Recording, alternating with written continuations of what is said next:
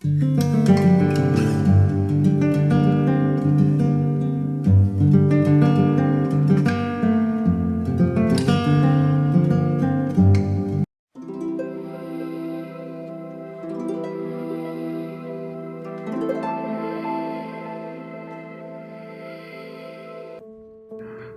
chapter describes some of the offspring of Uranos and Gaia who remain in their being very close to chaos.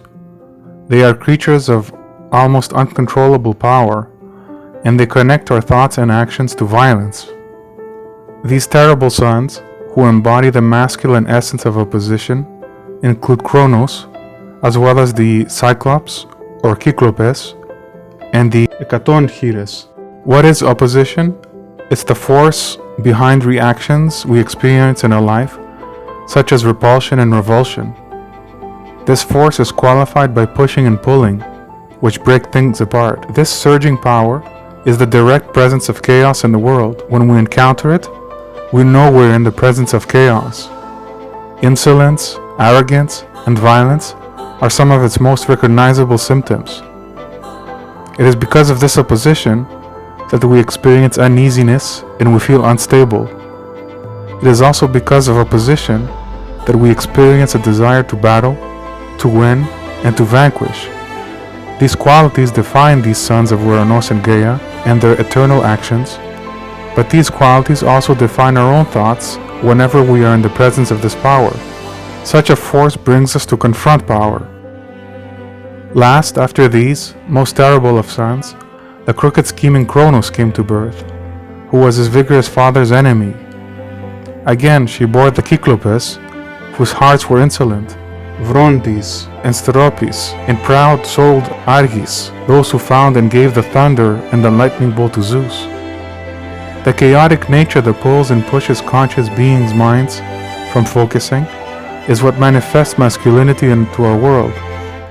This power surges everywhere in random ways and prevents us to stay focused. This unstable power can make us feel stronger in one moment and normal in another.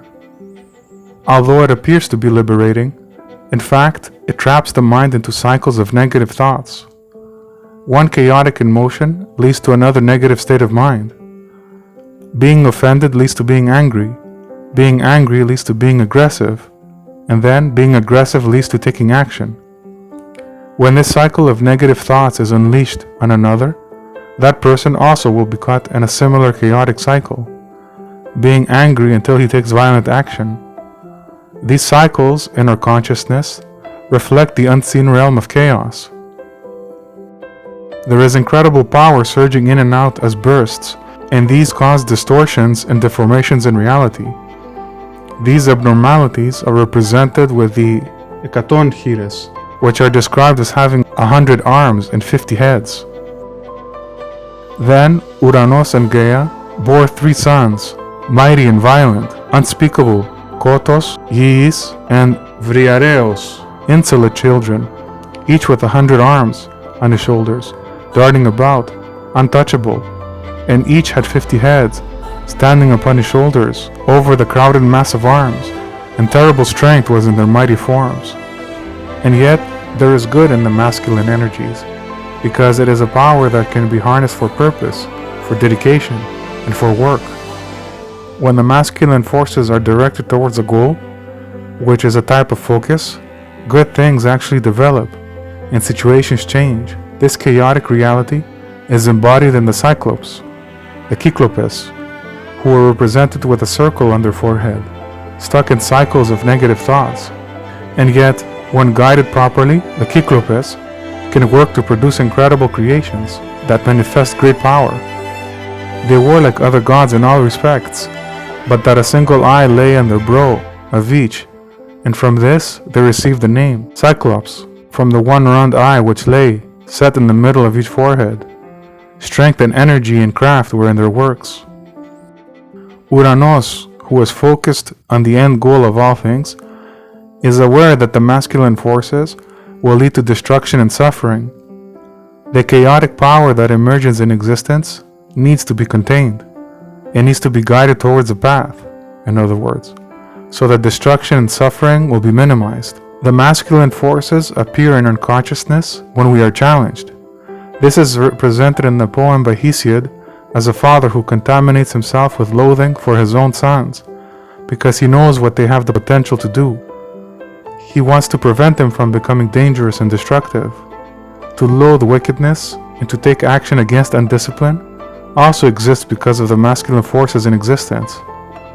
To oppose, to contain, and to punish are all actions that originate from the masculine chaotic forces, but we can still use them for a good purpose. The story did not only happen once upon a time, long ago.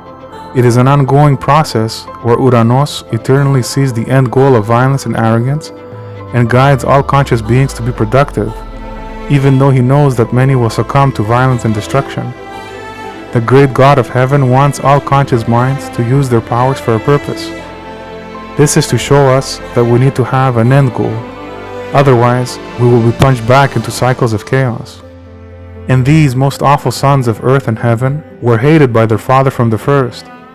As soon as each was born, Uranos hid the child in a secret hiding place in earth, and he enjoyed this wickedness. The forces of chaos are contagious. Once they are unleashed, they will spread to other conscious beings. When they suffer acts of violence, women can also act under the influence of these forces of pushing and pulling. When we are challenged, we change into different beings. Either we try to escape because of fear, or we try to retaliate because of anger. We experience this when someone is rude to us, or cuts us off in traffic, or becomes annoying. The chaos emerges then and there. It is up to us to be aware of the danger ahead. It is the addition of focus to these forces that inspires the creation of plots and schemes, where we see in our minds how to defeat our enemies. Because these forces are contagious, we can become aware of how to instill them in others, so they can be used to end goals of destruction. These are all represented in the story in the poem, where Gaia plots against Uranos by instigating their sons against him. Under the force of opposition, she wants to have vengeance, and using that force, she creates a tool for her husband's destruction. But she, vast earth, being strained and stretched inside her, groaned, and then she thought of a clever, evil plan. Quickly she made grey adamant, and formed a mighty sickle, and addressed her sons, urging them on, with sorrow in her heart. My sons, whose father is a reckless fool, if you will do as I ask, we shall repay your father's wicked crime, for it was he who first began devising shameful acts. Hesiod describes how the other sons were hesitating to act against their father, except for Kronos. He is a force that is always flowing, like a river, is ever present. He represents all actions done.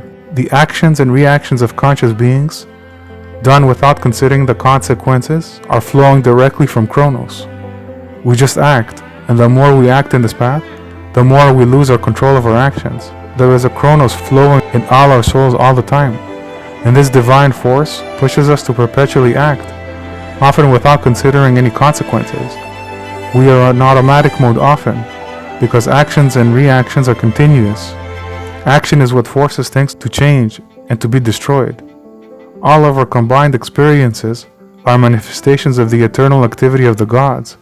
This is the foundation of all action, which is why Earth, who represents the foundations of all things, is glad at Kronos' boldness. She spoke, but fear sealed all of them, and none replied. Then, crooked Kronos, growing bold, answered his well-loved mother with these words: Mother, I undertake to do the deed. I do not care for my unspeakable father, for he first thought of shameful acts. He spoke, and giant Earth was glad at heart. She set him in a hiding place, and put into his hands the saw-toothed scimitar, and told him all the plot she had devised.